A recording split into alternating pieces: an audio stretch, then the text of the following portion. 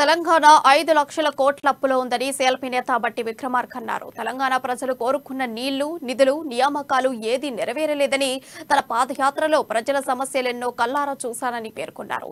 విపత్తుల నిర్వహణలో ప్రభుత్వ యంత్రాంగం స్తబ్దుగా ఉందని పేర్కొన్నారు.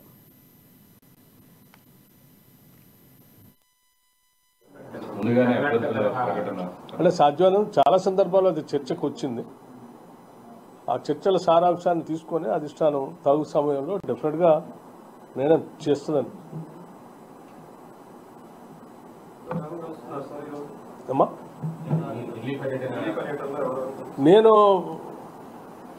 మా పార్టీకి సంబంధించిన లోతుగా అధ్యయనం చేయలేదు.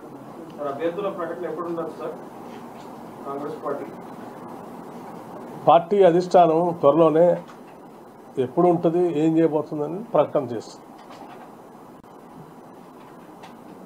షెడ్యూల్ కంటే ముందే ఉంటుంది. ఎలక్షన్ షెడ్యూల్ రాకముందే